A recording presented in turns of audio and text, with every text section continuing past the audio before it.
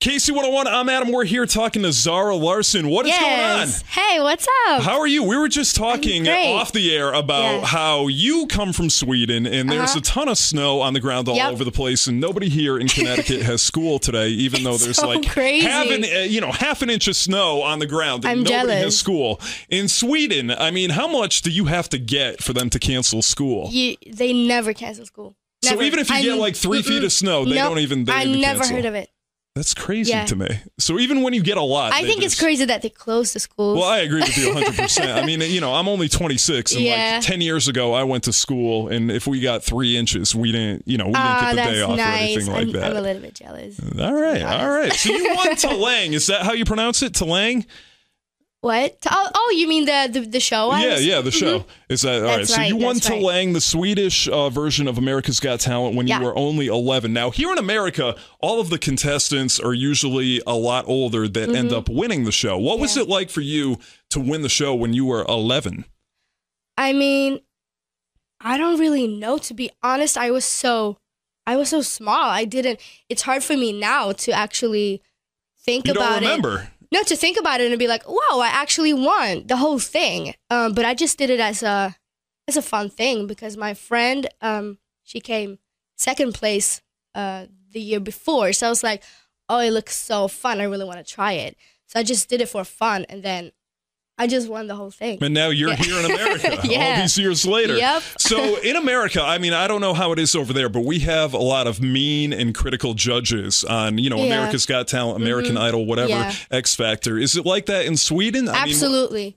I mean, there's some characters that they're just mean because they make good TV. They've got to do it for the TV. Yeah, exactly. But I mean, I think they were kind of nice to me because they saw how young I was. And I guess they like me. So that definitely played an advantage to you in the competition. Maybe, yeah. Absolutely. To be honest, Very cool, very cool. And you ended up winning that show by singing My Heart Will Go On, correct? Mm-hmm. So Celine Dion, would you say that, your music and what you're doing now is because you were inspired at some point by Celine Dion?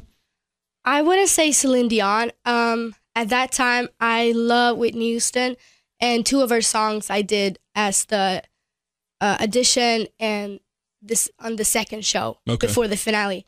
But that song is just amazing. My Heart Will Go On. And I love Celine Dion's voice. And there's no doubt that in that song, there's a ton of emotion and a ton of meaning. Is that, and I think when you listen to your songs, I think that you can hear that emotion coming out. Do you think that is a good parallel for, what you're doing with your music career?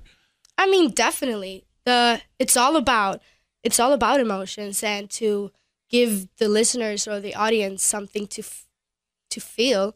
But when I was 10, I guess I didn't know much about like love or losing someone that you love. But as I grow not older, like the final scene of Titanic. No, I know exactly. But as I grow older, you learn a couple of things. But it's still a beautiful song, no matter what age you are. Absolutely. So yeah. Very cool, very cool. So tell me a little bit about your album One. I know that it is your first full-length album that's gone out. I mean, tell me a little bit. I mean, did you write the songs yourself? Who did you work with? I mean, unfortunately, I didn't, but I worked a lot with the people that wrote it. So the writers are very, I worked a lot with the writers because they're like in the I'm signed to 10. And to Epic, but in the 10 families, it's like a little family. We have the writers and the artists. It's a small company.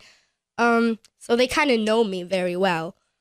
And the songs are just like, even if you can't relate personally there's a song called She's Not Me, which basically is about my boyfriend who's leaving me for another girl. And I've never experienced that personally, but I can still really relate to it somehow and to feel the pain when I'm singing it. Well, I mean, that's the thing. Any girl or any guy, for that matter, in a relationship, that out of everything that could go wrong, that is like your worst nightmare is having, having your boyfriend or girlfriend leave for somebody completely different, and then you're going on Twitter, you're going on Facebook, and you're seeing that and the other girl. That's and you have experienced it somehow anyway.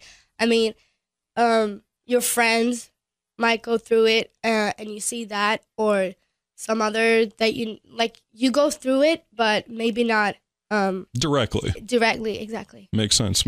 All right, so your single that, is going to be on the radio here in America pretty soon, I'm sure, is Uncover. Tell me a little bit about, Uncover and that song and that performance, because definitely a very emotional song, kind of like a, a power anthem a little bit. Yeah, I mean, it became such a huge hit in Sweden. We recorded kind of a very simple video to the song. While I'm in the studio just singing, someone's playing piano in the background, and we uploaded it to YouTube, and I was like, maybe I get 20,000 hits, And now what are you at, like 1.2 million or something? No, it's like 10 million. Okay, yeah. All right. So times what I said. Yeah, it's like 10, 12 millions, which is crazy. So it became like a massive hit because everybody watched it on YouTube, and then the radio picked it up from the my record company, and they were like, you should play the song. So the radio picked it up, and then it became it sold 6-time platinum in Sweden. Awesome. And then Norway picked it up. It just became I don't know what you call it, like a chain, when there's it was a chain of events. Yeah, basically, you went from YouTube and a bunch of people sharing it probably on Facebook or on social media, and then all of a sudden you're on the radio and you've got a song that is platinum, that many times. So that was great. I mean, when we first recorded it, it had drums and a really cool track, but it felt a bit like Halo, with the Beyonce? With the drums, yeah. But then it was like, you know what, maybe we should take the drums away and just make it super simple. So we did, because we were compromising, because I was like, I love this song. I really want the song on the album. Yeah. And my record company was like, maybe, I don't know. But then we compromised, and it went really, really well. Awesome. Awesome. Yeah. Absolutely. So you went on tour with Cher Lloyd in 2013. I mean, what is your dream? Who is your dream person to go on tour with or to collaborate with? Beyonce? So hopefully in a couple of years we're seeing you on tour opening up for Beyonce. Oh, yeah. I would love to.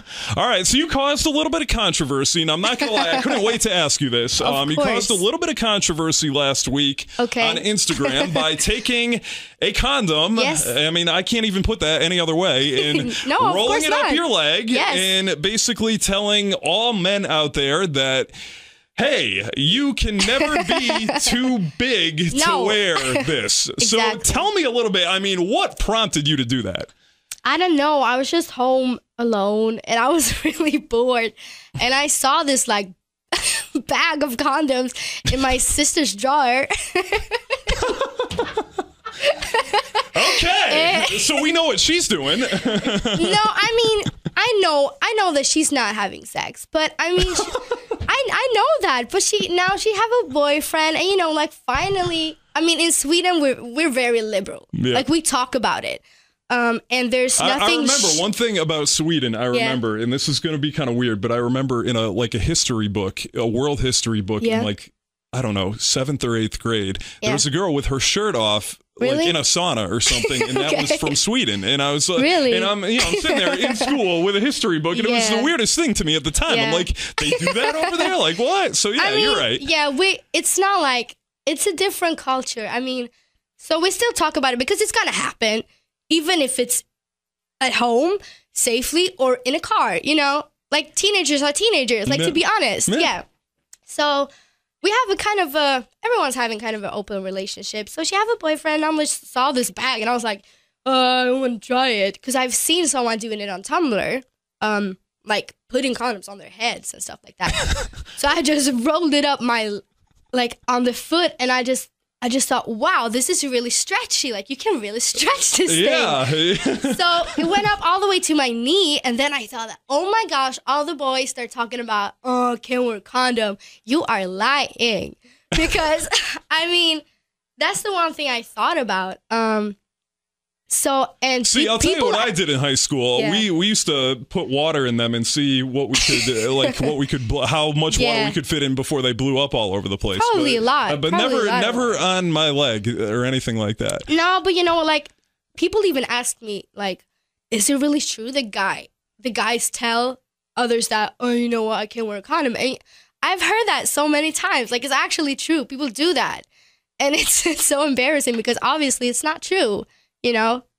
You're not too big. Yeah, if you can fit it on your leg, definitely of course, not. Maybe it's not as comfortable. Like, I get that, but it's more comfortable than having an STD or getting someone pregnant. Absolutely, so, absolutely. You don't want to have a baby when you're 17 and then turning around and missing all of your 20s. So, what else do you have? I mean, I know that you've got a lot of other pictures on your Instagram. Is this kind of a theme where you're talking? Because I know that there was speculation on the internet that it was feminism, and you really wanted to get that out there. Was it more that, or was it you were bored and messing around? This picture was not about feminism. I've done a couple of things that was actually about like real talk about feminism or talking about real problems. I thought that this picture was only for fun.